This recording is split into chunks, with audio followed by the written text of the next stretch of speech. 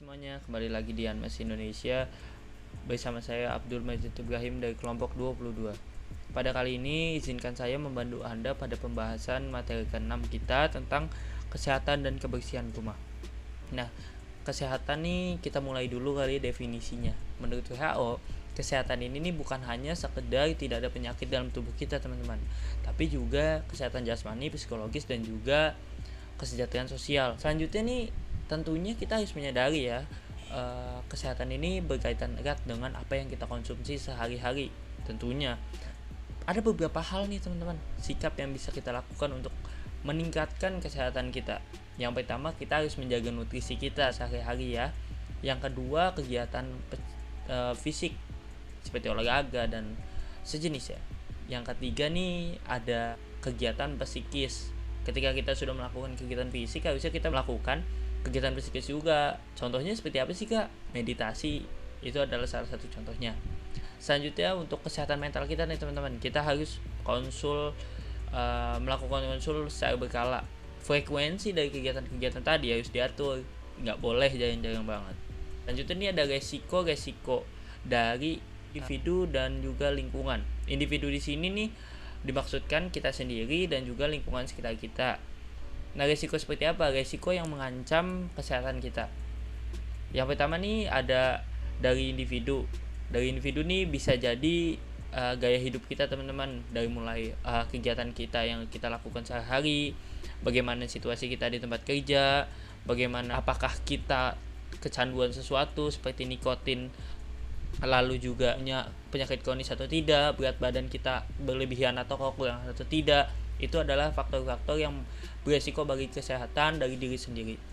Dari lingkungan ini, dari mulai tempat kerja yang tidak mendukung atau membuat stres, kebisingan, itu juga termasuk. Lalu polutan juga dalam makanan, polusi udara, dan sebagainya. Lalu nih setelah kita membahas faktor-faktor yang beresiko bagi kesehatan, tentunya kita harus membahas faktor-faktor yang melindungi kesehatan, baik dari individu maupun lingkungan. Dari individu nih, mulai dari kita dulu. Kita tuh mempunyai berat badan yang nyaman, tidak terlalu besar, tidak terlalu kecil, lalu kita tidak mempunyai penyakit kronis. Ini juga dapat melindungi kesehatan kita, teman-teman. Pilihan makanan, seperti yang kayak saya tadi sudah sampaikan, apa yang kita konsumsi ini berpengaruh pada kesehatan kita. Pemeriksaan kesehatan secara rutin juga penting. Lalu dari lingkungan nih gimana?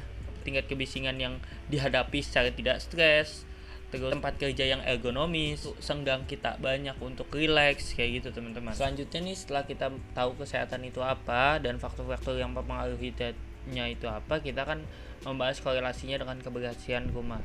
Tentunya rumah ini dimana kita tempat kita tinggal beresiko juga nih untuk kesehatan kita.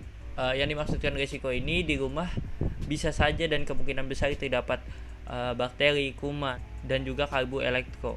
Nah, beberapa dokter ini menghubungkan penyakit dengan elektromagnetik ini. Penyakit yang biasanya timbul nih masalah tidur, iritasi, gugup, sakit kepala, seperti itu teman-teman. Bagaimana elektromagnetik ini mempengaruhi kesehatan kita? Karena sesungguhnya dalam tubuh kita terjadi proses elektromagnetik teman-teman, tapi tidak sebesar yang diterima oleh benda-benda di sekitar kita. Seperti itu. Nah, selanjutnya saya akan membahas, tadi saya sudah menyinggung soal kebisingan nih. Saya akan membahas lebih detail tentang kebisingan dapat berpengaruh terhadap kesehatan. Kebisingan ini nih mempunyai beberapa faktor teman-teman yang mempengaruhi suatu kebisingan itu. Pertama, durasi, intensitas, dan juga frekuensinya sekuat apa. Dari kita sendiri menerima kebisingan ini nih kemungkinan ada 3, terganggu dan juga merasa stres ya. Yang kedua juga bisa membuat kita sakit telinga. Yang ketiga nih bisa menyebabkan gangguan secara vegetatif seperti gangguan tidur, kontraksi pembuluh darah, dan masih banyak lagi. Nah, cara mencegahnya gimana nih teman-teman untuk kebisingan ini, khususnya buat kebisingan ya. Yang pasti yang mudah sekali kita lakukan, menghindari tempat bising. Jika kita tidak bisa menghindari, kita bisa mengurangi sumber kebisingan itu.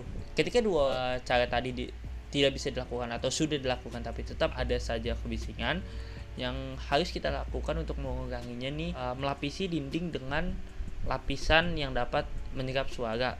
Jika semua cara sudah dilakukan namun tetap saja bising, kita bisa cara terakhir yang paling efisien, yang paling mudah adalah menutup telinga kita. Secara global ada faktor penyebab stres dan juga kesehatan. Yang pertama itu ada individu memelihara kesehatan. Yang kedua ada makanannya, apakah bergizi atau tidak, olahraganya bagaimana, aktivitas sehari-harinya gimana, kelebihan berat badan atau tidak, merokok atau tidak. Kalau kita tarik secara skala besar kepada populasi, resiko stres ini bisa disebabkan oleh pekerjaan, kemajuan teknologi, dan juga tekanan waktu. Kesimpulan yang dapat kita ambil dari pembelajaran video antiaktif kali ini apa sih? Kesimpulannya, kesehatan dan kebersihan rumah berpengaruh pada kenyamanan dan kualitas hidup kita selama di rumah. Dengan keadaan diri yang sehat dari rumah yang bersih dapat mempengaruhi dan mengurangi resiko stres pada diri kita. Mungkin itu saja, sekian pemaparan dari saya pada materi 6 dan video interaktif ini. Kurang lebihnya mohon maaf. Assalamualaikum warahmatullahi wabarakatuh.